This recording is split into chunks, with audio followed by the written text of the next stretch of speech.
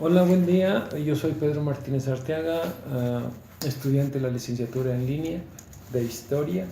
y voy a comentar algunos aspectos de lo que es la historia regional a partir de las dos obras de Luis González y González, Pueblo en Vilo, al igual que la obra de El queso y los gusanos de Carlos Ginzburg. Y entraría primero por Pueblo en Vilo. El autor se caracteriza, bueno, al hacernos una descripción muy natural, yo creo que con una narrativa nada estricta, sino de una comunicación muy sencilla, muy entendible en lo que sucedía a mediados del siglo XIX, y producto justamente de la tarea del escuchar lo que se trata en la mesa redonda, podemos ubicarnos y contextualizarnos en el concepto de historia regional, donde se sobresalía en esta obra pues elementos que dominaban sobre lo que acontecía en los pueblos, la autoridad, su injerencia, su forma de regular, donde mediaba las cuestiones de fe, de religión, el gobierno eclesiástico. Y hay algo muy importante que subrayar: este autor no nos pone a un personaje central, sino el personaje central de la obra es todo el acontecer de la región, e incluso de los poderosos de la economía, del comercio, de las vestimentas, de la comida,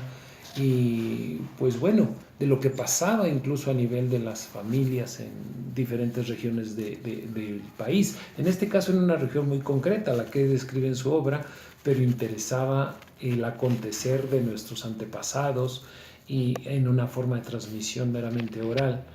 y nos permite a los lectores pues identificarnos en lo que uno va leyendo, al ir descubriendo lo que él nos va comunicando. Y vale la pena subrayarlo con esta máxima que dice: somos lo que somos gracias pues a lo que se nos comunica a través de la forma oral.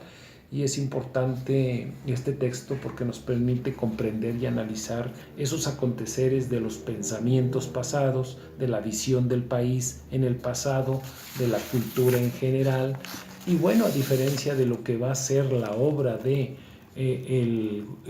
queso y los gusanos, ahí sí aparece un personaje central que es Menocchio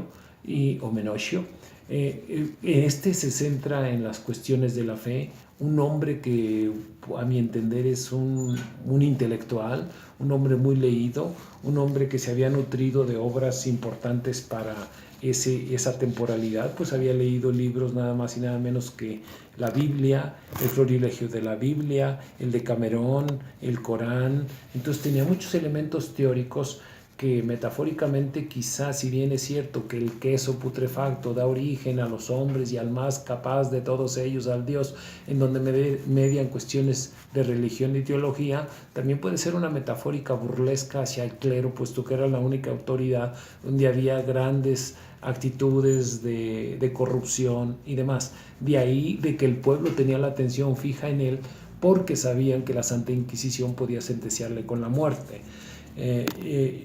La diferencia entre las dos historias es que la historia regional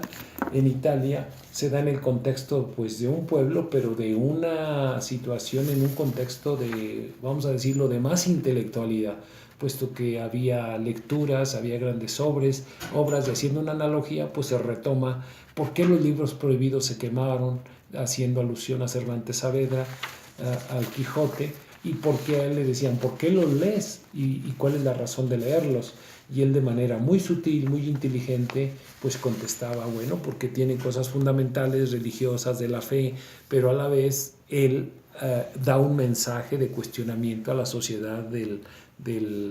esa época. Entonces las dos microhistorias o las dos historias regionales son importantes, que al final nos reducen a los aconteceres micros de la microhistoria. Las dos obras son interesantes y se van nutriendo, a pesar de que la esencia es la misma, quizá el objetivo es la misma, pero narradas de una forma más elaborada y el otro de una forma más natural. Eso es lo que puedo decir al respecto.